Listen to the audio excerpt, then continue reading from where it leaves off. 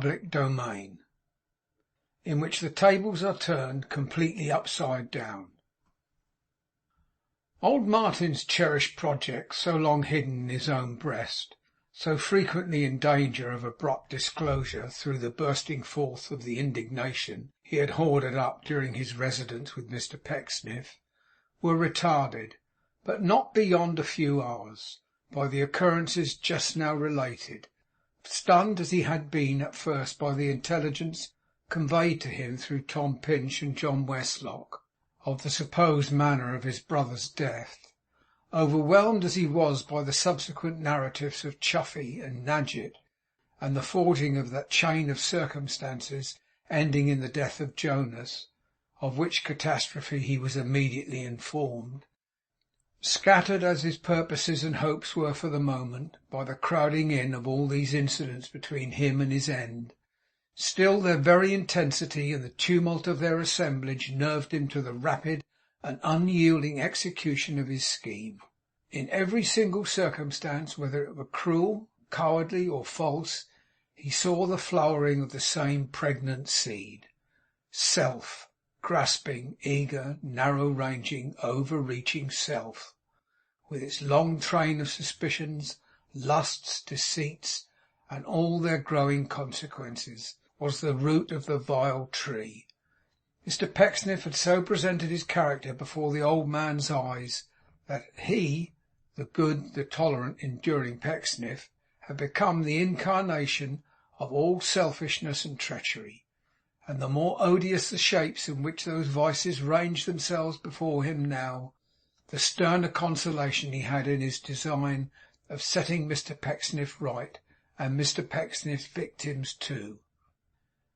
To this work he brought not only the energy and determination natural to his character, which, as the reader may have observed in the beginning of his or her acquaintance with this gentleman, was remarkable for the strong development of those qualities, but all the forced and unnaturally nurtured energy consequent upon their long suppression. And these two tides of resolution, setting into one and sweeping on, became so strong and vigorous that to prevent themselves from being carried away before it, heaven knows where, was as much as John Westlock and Mark Tapley together, though they were tolerably energetic too, could manage to effect. He had sent for John Westlock immediately on his arrival, and John, under the conduct of Tom Pinch, had waited on him. Having a lively recollection of Mr Tapley, he had caused that gentleman's attendance to be secured through John's means without delay, and thus, as we have seen, they had all repaired together to the city. But his grandson he had refused to see until to-morrow, when Mr Tapley was instructed to summon him to the Temple at 10 o'clock in the forenoon. Tom he would not allow to be employed in anything, lest he should be wrongfully suspected, but he was a party to all their proceedings, and was with them until late at night, until after they knew of the death of Jonas, when he went home to tell all these wonders to little Ruth, and to prepare her for accompanying him to the Temple in the morning, agreeably to Mr Chuzzlewit's particular injunction. It was characteristic of old Martin and his looking on to something which he had distinctly before him, that he communicated to them nothing of his intentions, beyond such hints of reprisal on Mr Pecksniff as they gathered from the game he had played in that gentleman's house, and the brightening of his eyes whenever his name was mentioned. Even to John Westlock, in whom he was evidently disposed to place a great confidence, which may indeed be said of every one of them, he gave no explanation whatever. He merely requested him to return in the morning, and with this for their utmost satisfaction they left him, when the night was far advanced, alone. The events of such a day might have worn out the body and spirit of a much younger man than he, but he sat in deep and painful meditation until the morning was bright, nor did he even then seek any prolonged repose, but merely slumbered in his chair until 7 o'clock, when Mr Tapley had appointed to come to him by his desire, and came as fresh and clean, as cheerful as the morning itself. 'You are punctual,' said Mr Chuzzlewit, opening the door to him in reply to his light knock, which had roused him instantly.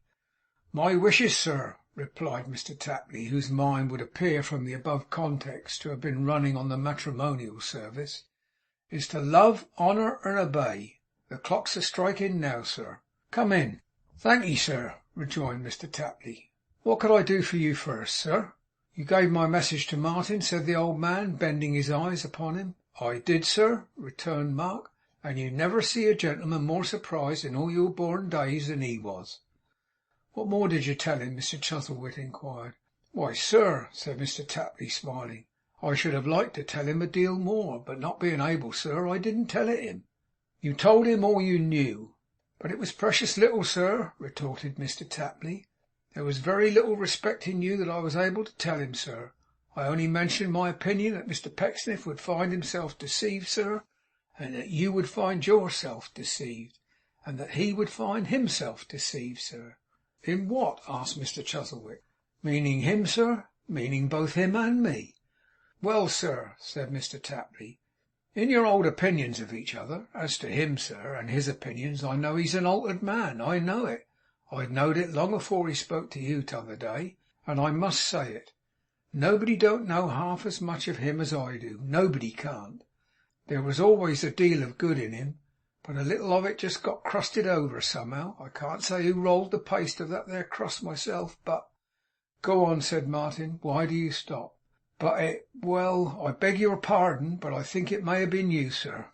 I don't believe that neither of you gave the other quite a fair chance,' said Mr Tapley in a fit of desperation. 'I can't go a carrying it about in my own mind, busting myself with it. Yesterday was quite long enough. It's out now. I can't help it. I'm sorry for it. Don't visit on him, sir, that's all.'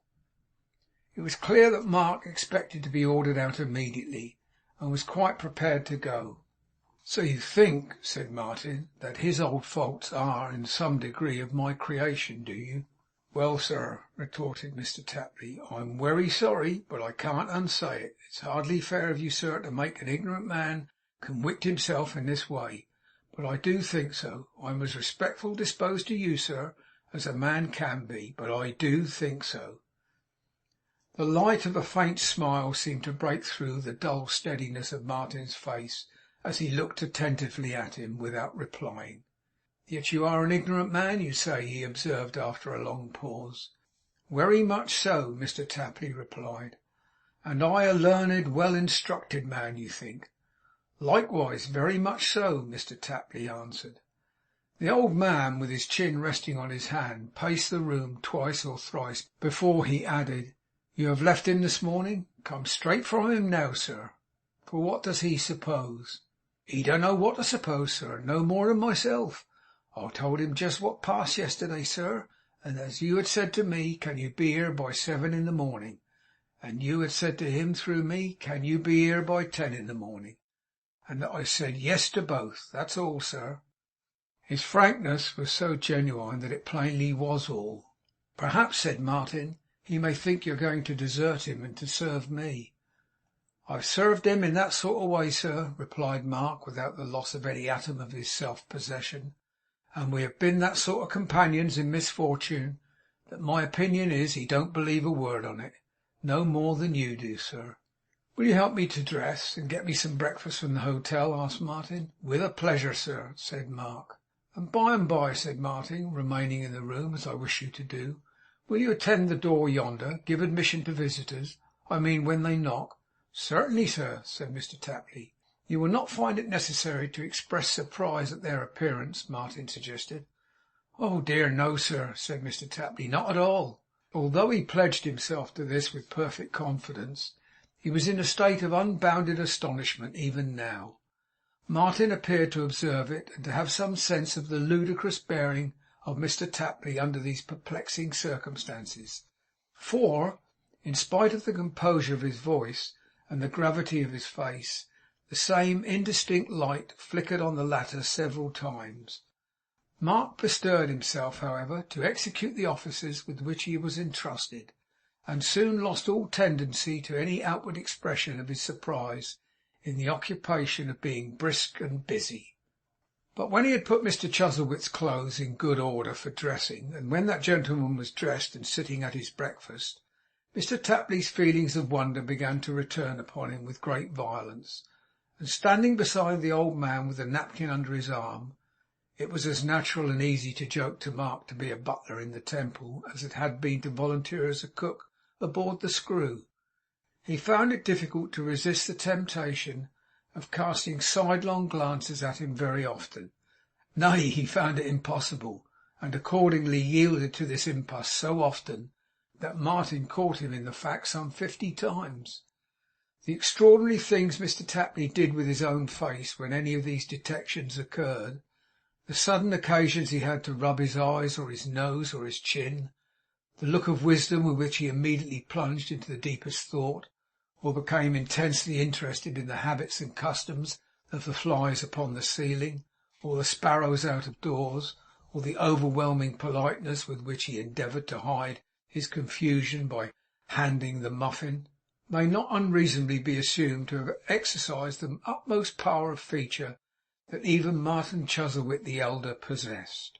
But he sat perfectly quiet, and took his breakfast at his leisure, or made a show of doing so, for he scarcely ate or drank, and frequently lapsed into long intervals of musing. When he had finished, Mark sat down to his breakfast at the same table, and Mr. Chuzzlewit, quite silent, walked up and down the room. Mark cleared away in due course, and set a chair up for him, in which, as the time drew on towards 10 o'clock, he took his seat, leaning his hands upon his stick, and clenching them upon the handle, and resting his chin on them again. All his impatience and abstraction of manner had vanished now, as he sat there looking with his keen eyes steadily towards the door. Mark could not help thinking what a firm, square, powerful face it was, or exulting in the thought that Mr. Pecksniff, after playing a pretty long game of bowls with its owner, seemed to be at last in a very fair way of coming in for a rubber or two. Mark's uncertainty in respect of what was going to be done or said, and by whom to whom, would have excited him in itself, but knowing for a certainty besides that young Martin was coming, and in a very few minutes must arrive, he found it by no means easy to remain quiet and silent, but excepting that he occasionally coughed in a hollow and unnatural manner to relieve himself, he behaved with great decorum through the longest 10 minutes he had ever known. A knock at the door. Mr. Westlock. Mr. Tapley, in admitting him, raised his eyebrows to the highest possible pitch, implying thereby that he considered himself in an unsatisfactory position. Mr. Chuzzlewit received him very courteously. Mark waited at the door for Tom Pinch and his sister, who were coming up the stairs. The old man went to meet them, took their hands in his, and kissed her on the cheek. As this looked promising, Mr. Tapley smiled benignantly. Mr. Chuzzlewit had resumed his chair before young Martin, who was close behind them, entered. The old man, scarcely looking at him, pointed to a distant seat. This was less encouraging, and Mr. Tapley's spirits fell again. He was quickly summoned to the door by another knock. He did not start, or cry, or tumble down at the sight of Miss Graham and Mrs. Lupin, but he drew a very long breath and came back perfectly resigned, looking on them and on the rest with an expression which seemed to say that nothing could surprise him any more, and that he was rather glad to have done with that sensation for ever. The old man received Mary no less tenderly than he had received Tom Pinch's sister. A look of friendly recognition passed between himself and Mrs. Lupin, which implied the existence of a perfect understanding between them. It engendered no astonishment in Mr. Tapley, for, as he afterwards observed, he had retired from business and sold off the stock. Not the least curious feature in this assemblage was that everybody present was so much surprised and embarrassed by the sight of everybody else, that nobody ventured to speak. Mr. Chuzzlewit alone broke the silence. "Set the door open, Mark," he said, "and come here." Mark obeyed. The last appointed footstep sounded now upon the stairs. They all knew it. It was Mr. Pecksniff's, and Mr. Pecksniff was in a hurry too, for he came bouncing up with such uncommon expedition that he stumbled twice or thrice. "Where is my venerable friend?" he cried upon the upper landing, and then with open arms came darting in. Old Martin merely looked at him, but Mr. Pecksniff started back as if he had received the charge from an electric battery. My venerable friend is well?' cried Mr Pecksniff. 'Quite well.' It seemed to reassure the anxious inquirer. He clasped his hands, and looking upwards with a pious joy, silently expressed his gratitude. He then looked round on the assembled group, and shook his head reproachfully. For such a man, severely, quite severely. 'Oh, vermin!' said Mr Pecksniff. 'Oh, bloodsuckers! Is it not enough that you have embittered the existence of an individual wholly unparalleled in the biographical records of amiable persons, but must you now, even now, when he has made his election, and reposed his trust in an humble, but at least sincere and disinterested relative, must you now, vermin and swarmers, I regret to make use of these strong expressions, my dear sir, but there are times when an honest imagination will not be controlled.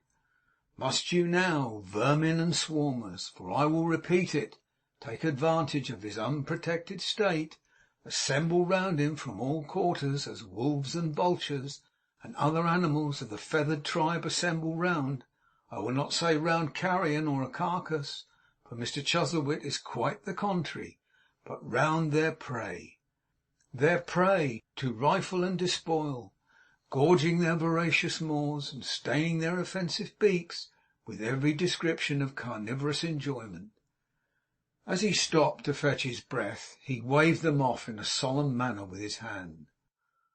'Horde of unnatural plunderers and robbers,' he continued, 'leave him, I say.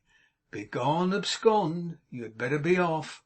Wander over the face of the earth, young sirs, like vagabonds as you are, and do not presume to remain in a spot which is hallowed by the grey hairs of the patriarchal gentleman to whose tottering limbs I have the honour to act as unworthy, but I hope an unassuming prop and staff.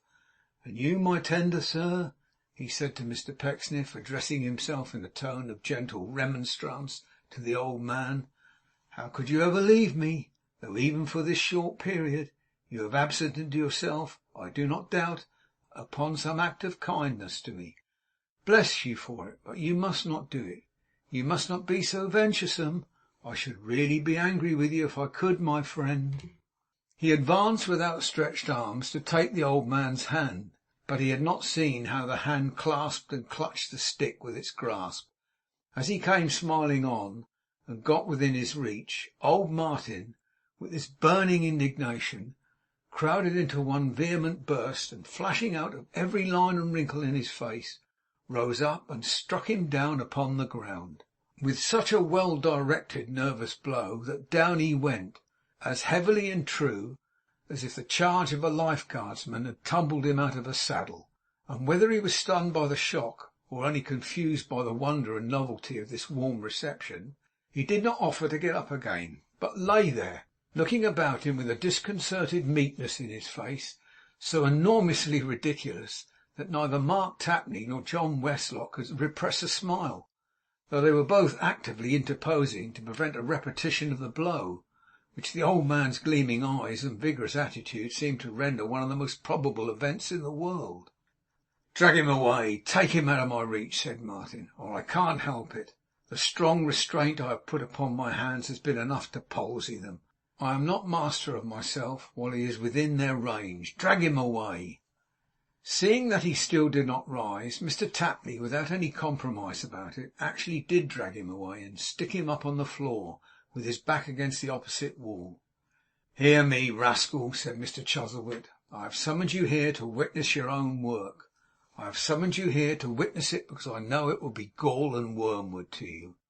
I have summoned you here to witness it because I know the sight of everybody here must be a dagger in your mean false heart. What? Do you know me as I am at last?' Mr Pecksniff had cause to stare at him, for the triumph in his face and speech and figure was a sight to stare at. 'Look there,' said the old man, pointing at him and appealing to the rest. 'Look there, and then come hither, my dear Martin. Look here, here, here.' At every repetition of the word he pressed his grandson closer to his breast. 'The passion I felt, Martin, when I dared not do this,' he said, 'was in the blow I struck just now. Why did we ever part? How could we ever part? How could you ever fly from me to him?' Martin was about to answer, but he stopped him, and went on. The fault was mine, no less than yours. Mark has told me so today, and I have known it long, though not so long as I might have done. Mary, my love, come here.' As she trembled and was very pale, he sat her in his own chair and stood beside it, with her hand in his, and Martin standing by him. 'The curse of our house,' said the old man, looking kindly down upon her, 'has been the love of self, has ever been the love of self. How often I have said so, when I never knew that I had wrought it upon others.' He drew one hand through Martin's arm, and standing so between them, proceeded thus. 'You all know how I bred this orphan up to tend me. None of you can know by what degrees I have come to regard her as a daughter. For she has won upon me, by her self-forgetfulness, her tenderness, her patience, all the goodness of her nature, when Heaven is her witness that I took but little pains to draw it forth. It blossomed without cultivation, and it ripened without heat. I cannot find it in my heart to say that I am sorry for it now, or yonder fellow might be holding up his head.' Mr Pecksniff put his hand into his waistcoat, and slightly shook that part of him to which allusion had been made, as if to signify that it was still uppermost. 'There is a kind of selfishness,' said Martin, 'I have learned it in my own experience of my own breast, which is constantly upon the watch for selfishness in others, and holding others at a distance by suspicions and distrusts, wonders why they don't approach, and don't confide, and calls that selfishness in them. Thus I once doubted those about me, not without reason in the beginning, and thus I once doubted you, Martin.' 'Not without reason,' Martin answered, either. 'Listen, hypocrite! Listen, smooth-tongued, servile, crawling knave!' said Martin. 'Listen, you shallow dog! What, when I was seeking him, you had already spread your nets? You were already fishing for him, were ye? When I lay ill in this good woman's house, and your meek spirit pleaded for my grandson, you had already caught him, had ye? Counting on the restoration of the love you knew I bore him, you designed him for one of your 2 daughters, did ye? Or failing that, you traded him in as a speculation which at any rate should blind me with the lustre of your charity, and found a claim upon me. Why, even then I knew you, and I told you so. Did I tell you that I knew you, even then?' 'I am not angry, sir,' said Mr Pecksniff softly. 'I can bear a great deal from you. I will never contradict you, Mr Chuzzlewit.' 'Observe,' said Martin, looking round, 'I put myself in that man's hands on terms as mean and base and degrading to himself as I could render them in words. I stated them at length to him, before his own children, syllable by syllable, as coarsely as I could, and with as much offence, and with as plain an exposition of my contempt, as words, not looks and manner merely, could convey. If I had only called the angry blood into his face, I would have wavered in my purpose. If I had only stung him into being a man for a minute, I would have abandoned it. If he had offered me one word of remonstrance in favour of the grandson whom he supposed I had disinherited, if he had pleaded with me, though never so faintly, against my appeal to him to abandon him to misery and cast him from his house, I think I could have borne with him for ever afterwards. But not a word, not a word. Pandering to the worst of human passions was the office of his nature, and faithfully he did his work. 'I am not angry,' observed Mr Pecksniff. 'I am hurt, Mr Chuzzlewit, wounded in my feelings, but I am not angry, my good sir.' Mr Chuzzlewit resumed. 'Once resolved to try him, I was resolute to pursue the trial to the end. But while I was bent on fathoming the depth of his duplicity, I made a sacred compact with myself that I would give him credit on the other side for any latent spark of goodness, honour, forbearance, any virtue that might glimmer in him. For first to last there has been no such thing, not once. He cannot say I have not given him opportunity. He cannot say I have ever led him on. He cannot say I have not left him freely to himself in all things, or that I have not been a passive instrument in his hands, which he might have used for good as easily as evil. Or if he can, he lies, and that is his nature too.' 'Mr Chuzzlewit,' interrupted Pecksniff, shedding tears, 'I am not angry, sir. I cannot be angry with you. But did you never, my dear sir, express a desire that the unnatural young man, who by his wicked arts has estranged your good opinion from me, for the time being, only for the time being, that your grandson, Mr. Chuzzlewit, should be dismissed my house? Recollect yourself, my Christian friend.' 'I have said so, have I not?' retorted the old man sternly. 'I could not tell how far your specious hypocrisy had deceived him, knave, and I knew no better way of opening his eyes than by presenting you before him in your own servile character. Yes, I did express that desire, and you leapt to meet it, and you met it, and turning in an instant on the hand you had licked and beslavered, as only such hounds can, you strengthened and confirmed and justified me in my scheme.' Mr Pecksniff made a bow, a submissive, not to say a grovelling and abject bow. If he had been complimented on his practice of the loftiest virtues, he never could have bowed as he bowed then. 'The wretched man who has been murdered,' Mr Chuzzlewit went on to say, then passing by the name of Tigg, suggested Mark. 'Of Tigg, brought begging messages to me on behalf of a friend of his and an unworthy relative of mine, and finding him a man well enough suited to my purpose, I employed him to glean some news of you, Martin, for me. It was from him I learned that you had taken up your abode with yonder fellow. It was he who, meeting you here in town one evening, you remember where?' 'At the pawnbroker's shop,' said Martin. 'Yes. Watched you to your lodging, and enabled me to send you a bank note.' 'I little thought,' said Martin, greatly moved, 'that it had come from you. I little thought that you were interested in my fate. If you had,' returned the old man sorrowfully, 'you would have shown less knowledge of me as I seemed to be, and as I really was. I hoped to bring you back, Martin, penitent and humbled. I hoped to distress you into coming back to me.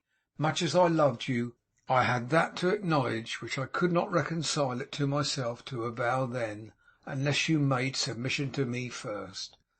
Thus it was I lost you. If I have had indirectly any act or part in the fate of that unhappy man, by putting means, however small, within his reach, Heaven forgive me. I might have known, perhaps, that he would misuse money, that it was ill bestowed upon him, and that sown by his hands it could engender mischief only.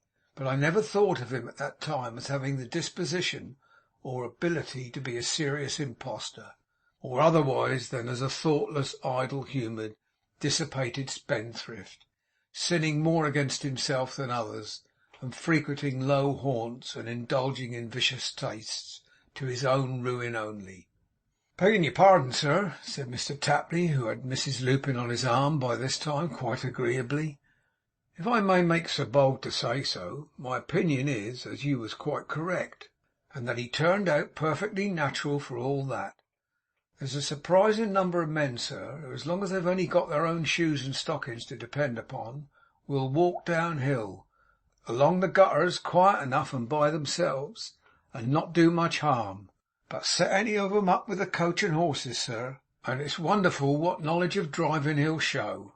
How he can fill his vehicle with passengers and start in the middle of the road, neck or nothing, to the devil. Bless your heart, sir, there's ever so many Tiggs a passing this here Temple Gate at any hour of the day, that'll only want a chance to turn out full-blown Montagues, every one.'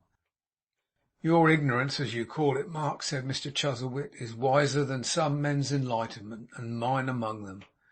You are right, not for the first time today. Now hear me out, my dears, and hear me, you who, if what I have been told accurately stated, are bankrupt in pocket no less than in good name, and when you have heard me, leave this place and poison my sight no more.' Mr Pecksniff laid his hand upon his breast and bowed again. 'The penance I have done in this house,' said Mr Chuzzlewit, 'has earned this reflection with it constantly above all others, that if it had passed Heaven to visit such infirmity on my old age as really had reduced me to the state in which I feigned to be, I should have brought misery upon myself. Oh, you whose wealth, like mine, has been a source of continual unhappiness, leading you to distrust the nearest and dearest, and to dig yourself a living grave of suspicion and reserve, take heed that, having cast off all of whom you might have bound to you, and tenderly you do not become in your decay the instrument of such a man as this, and waken in another world to the knowledge of such a wrong as would embitter heaven itself, if wrong or you could ever reach it. He then told them how he had sometimes thought in the beginning that love might grow up between Mary and Martin, and how he had pleased his fancy with the picture of observing it when it was new, and taking them to task apart in counterfeited doubt, and then confessing to them that it had been an object dear to his heart, and by his sympathy with them and generous provision for their young fortunes, establishing a claim on their affection and regard which nothing should wither, and which should surround his old age with means of happiness. How, in the first dawn of this design, and when the pleasure of such a scheme for the happiness of others was new and indistinct within him, Martin had come to tell him that he had already chosen for himself, knowing that he, the old man, had some faint project on that head, but ignorant whom it concerned. How it was little comfort for him to know that Martin had chosen her, because the grace of his design was lost, and because, finding that she had returned his love, he tortured himself with the reflection that they, so young, to whom he had been so kind a benefactor, were already like the world, and bent on their own selfish, stealthy ends.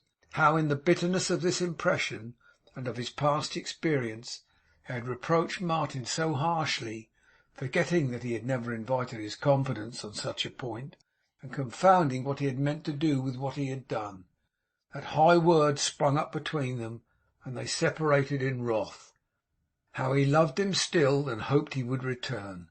How on the night of his illness at the Dragon he had secretly written tenderly of him, and made him his heir, and sanctioned his marriage with Mary, and how, after his interview with Mr Pecksniff, had distrusted him again, and burnt the paper to ashes, and had laid down in his bed, distracted by suspicions, doubts, and regrets. And then he told them how, resolved to probe this Pecksniff, and to prove the constancy and truth of Mary, to himself no less than Martin, he had conceived and entered on his plan, and how, beneath her gentleness and patience, he had softened more and more, still more and more, beneath the goodness and simplicity, the honour and manly faith of Tom. And when he spoke of Tom, he said, God bless him, and tears were in his eyes, for he said that Tom, mistrusted and disliked by him at first, had come like a summer rain upon his heart, and had disposed it to believe in better things. And Martin took him by the hand, and Mary too, and John, his old friend, stoutly too, and Mark, and Mrs Lupin, and his sister, little Ruth, and peace of mind, deep, tranquil peace of mind, was in Tom's heart. The old man then related how nobly Mr Pecksniff had performed the duty in which he stood indebted to society in the matter of Tom's dismissal, and how, having often heard disparagement of Mr Westlock from Pecksniffian lips, and knowing him to be a friend to Tom, he had used, through his confidential agent and solicitor, that little artifice which had kept him in readiness to receive his unknown friend in London. And he called on Mr Pecksniff, by the name of Scoundrel, to remember that there again he had not trapped him to do evil, that he had done it of his own free will and agency, nay, that he had cautioned him against it. And once again he called on Mr Pecksniff, by the name of Hangdog, to remember that when Martin, coming home at last, an altered man, had sued for the forgiveness which awaited him, he, Pecksniff, had rejected him in a language of his own, and had remorselessly stepped in between him and the least touch of natural tenderness. For which, said the old man, if the bending of my finger would remove a halter from your neck, I wouldn't bend it. Martin, he added, your rival has not been a dangerous one, but Mrs Lupin here has played duenna for some weeks, not so much to watch your love as to watch her lover. For that Ghoul, his fertility in finding names for Mr Pecksniff was astonishing, would have crawled into her daily walks otherwise, and polluted the fresh air. What's this? Her hand is trembling strangely. See if you can hold it. Hold it! If he clasped it half as tightly as he did her waist, well, well. But it was good in him that even then, in his high fortune and happiness, with her lips nearly printed on his own, and her proud young beauty in his close embrace, he had a hand still left to stretch out to Tom Pinch. "Oh, Tom, dear Tom, I saw you accidentally coming here. Forgive me." "Forgive!" cried Tom. "I'll never forgive you as long as I live, Martin, if you say another syllable about it. Joy to you both. Joy, my dear fellow. 50,000 times joy. There is not a blessing on earth that Tom did not wish them. There is not a blessing on earth that Tom would not have bestowed upon them if he could." "I beg your pardon, sir," said Mr Tapley, stepping forward, "but you was mentioning just now a lady of the name of Lupin, sir."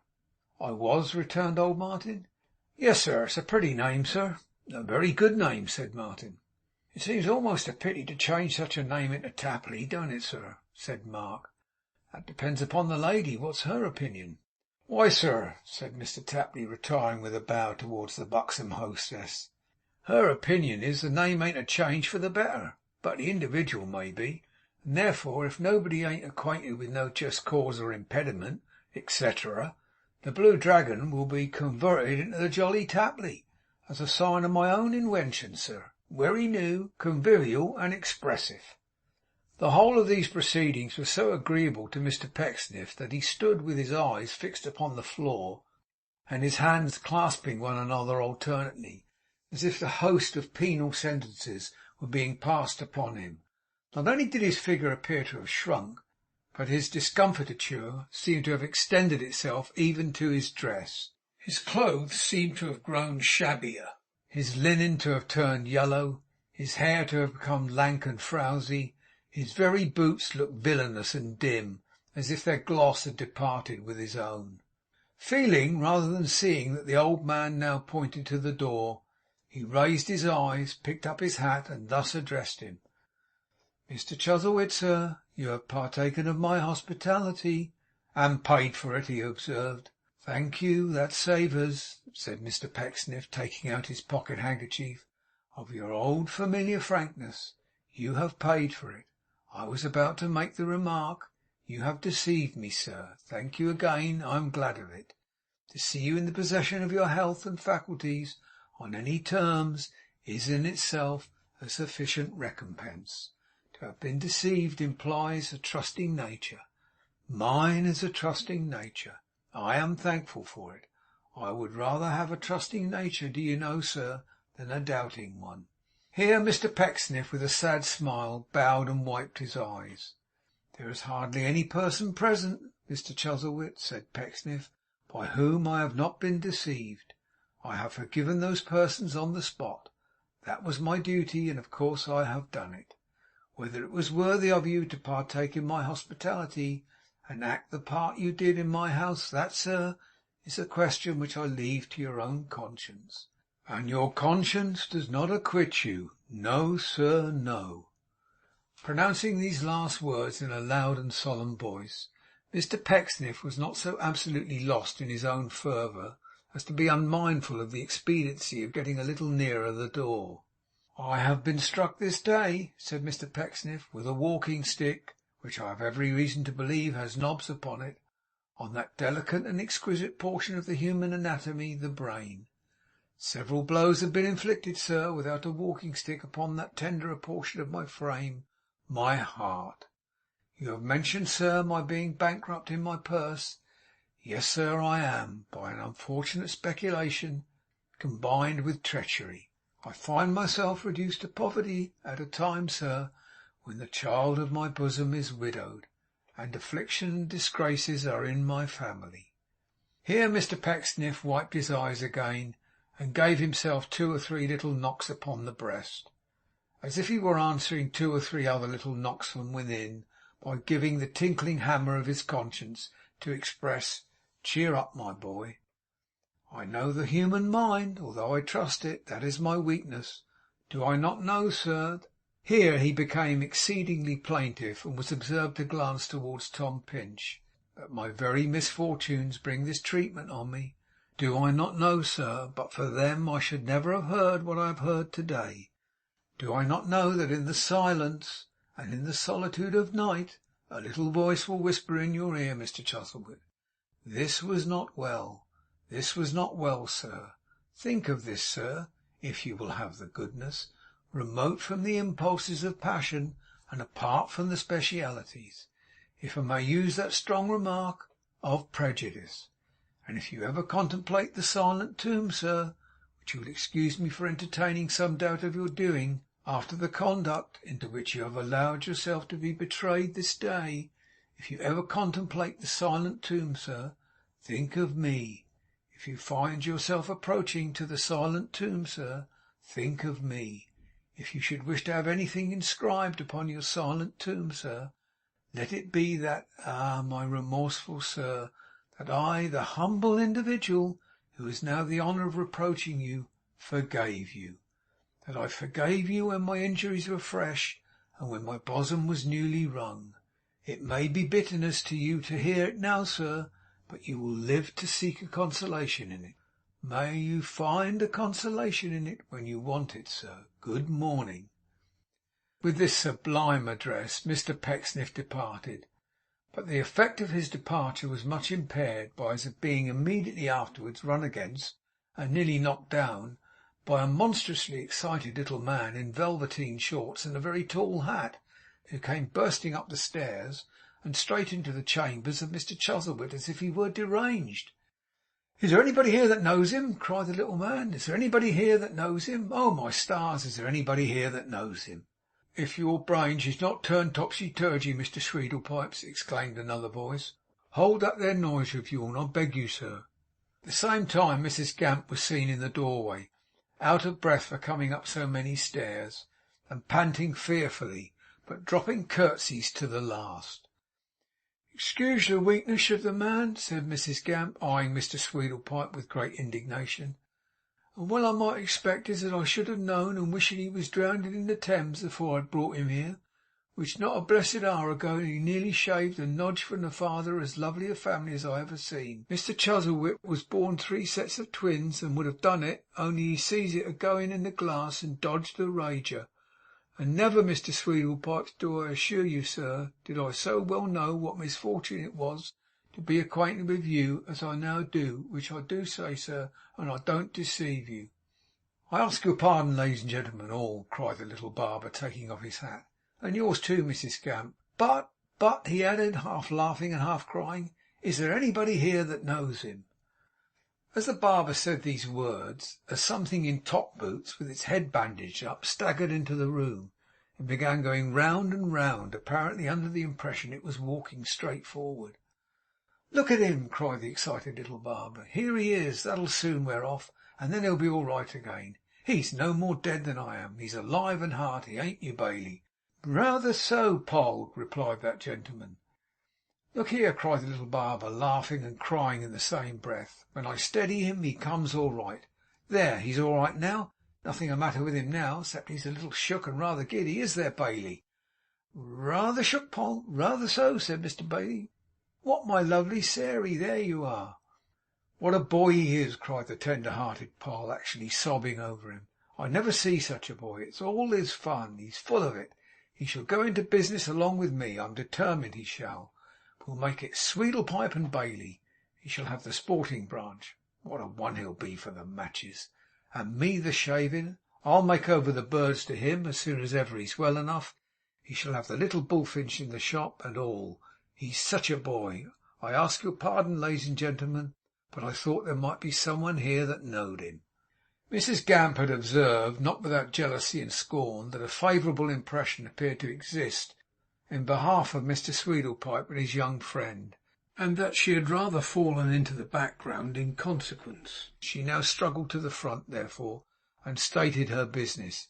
"Which, Mr Chuzzlewit," she said, "is well beknown to Mrs Harris as one sweet infant, though she do not wish it known, in her own family by the mother's side, kept in spirits in a bottle, and that sweet babe she see at Greenwich Fair, a travelling in company with a pink-eyed lady, Prussian dwarf and living skeleton, which judge her feelings when the barrel organ played, and she was showed her own dear sister's child, the same not being expected from the outside picture, where it was painted quite contrary in a living state, and many sizes larger, and performing beautiful upon the art, which never did that dear child know or do, since breathe it never did, to speak on in this wale.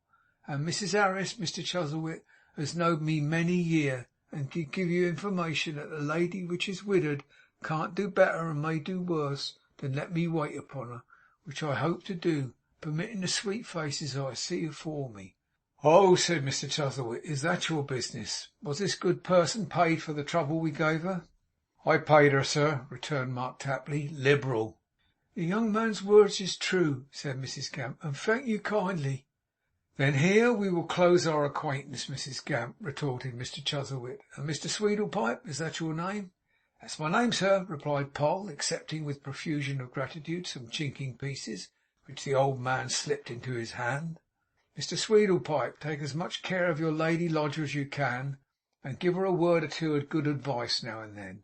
Such,' said old Martin, looking gravely at the astonished Mrs Gamp, 'as hinting at the expediency of a little less liquor, and a little more humanity, and a little less regard for herself, and a little more regard for her patients, and perhaps a trifle of additional honesty. Or when Mrs Gamp gets into trouble, Mr Sweedlepipe, it had better not be at a time when I am near enough to the Old Bailey to volunteer myself as a witness to her character. Endeavour to impress that upon her at your leisure, if you please.'